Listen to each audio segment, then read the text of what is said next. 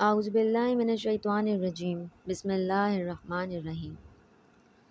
اہل سرسار کی ایک قوم جسے قوم سبا بھی کہا جاتا ہے، اللہ تعالیٰ کی بے شمار نعمتوں کے اندر زندگی گزار رہی تھی۔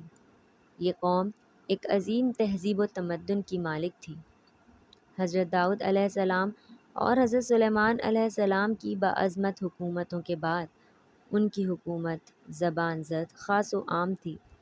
کہا جاتا ہے کہ یہ لوگ گندم کے مغز سے آٹا پیس کر روٹیاں پکاتے تھے، لیکن اس کے برعکس وہ اس قدر اسراف کرنے والے اور ناشکرے تھے کہ انہی روٹیوں کے ساتھ اپنے بچوں کی غلاظت کو صاف کیا کرتے تھے۔ بعد ازاں ان آلودہ روٹیوں کو اکٹھا کرنے سے ایک پہاڑ بن گیا تھا۔ ایک مرتبہ ایک صالح شخص کا وہاں سے گزر ہوا تو دیکھا کہ ایک عورت جو روٹی سے اپنے بچے کی غلاظت کے مقام کو صاف کر رہی تھی۔ اس شخص نے عورت سے کہا کہ تجھ پر افسوس ہے، خدا سے ڈر، کہیں ایسا نہ ہو کہ تیرا خدا تیرے اوپر اپنا غضب ڈھائے اور تجھ سے اپنی نعمت چھین لے۔ اس عورت نے جواب میں مذاق اڑایا اور مغرورانہ انداز میں کہا کہ جاؤ جاؤ، گویا کہ مجھے بھوک سے ڈرا رہے ہو، جبکہ سرسار جاری ہے، مجھے بھوک سے کسی قسم کا کوئی خوف نہیں ہے۔ کوئی زیادہ عرصہ نہیں گزرا تھا کہ اللہ تعالیٰ نے ان لوگوں پر اپنا غضب ڈھایا۔ پانی جو کہ انسان کی بنیادی ضرورت ہے ان لوگوں سے چھین لیا، یہاں تک کہ قحط نازل ہوا۔ بات یہاں تک پہنچ گئی کہ ان کی ذخیرہ کی ہوئی تمام غذا ختم ہو گئی۔ آخر کار وہ مجبور ہو گئے کہ انہی آلودہ روٹیوں پر ٹوٹ پڑے جو ان لوگوں نے اکٹھی کر کے پہاڑ کی مانند ڈھیر لگا دی تھی، بلکہ وہاں سے روٹی لینے کے لیے صف لگی رہتی تھیں تاکہ ہر کوئی وہاں سے اپنے حصے کی روٹی لے سکے۔ کفران نعمت، قحط اور ان کی بدحالی کے بارے میں متعدد روایات موجود ہیں۔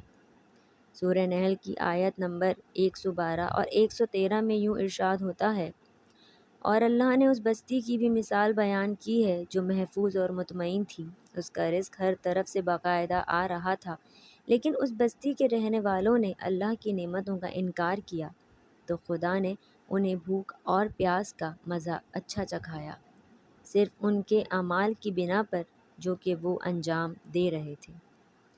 اور یقیناً ان کے پاس رسول آیا تو ان لوگوں نے ان کو جھٹلایا تو پھر ان تک عذاب آ پہنچا کہ یہ سب ظلم کرنے والے تھے۔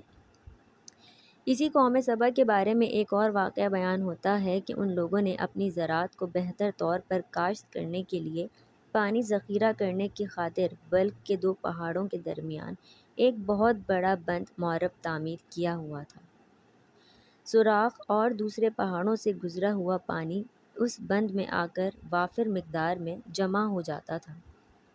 قوم سبا نے اس پانی سے صحیح طور پر استفادہ کرتے ہوئے وسیع و عریض اور بہت سے خوبصورت باغ لگائے اور کھیتی باڑی کی رونق بخشی۔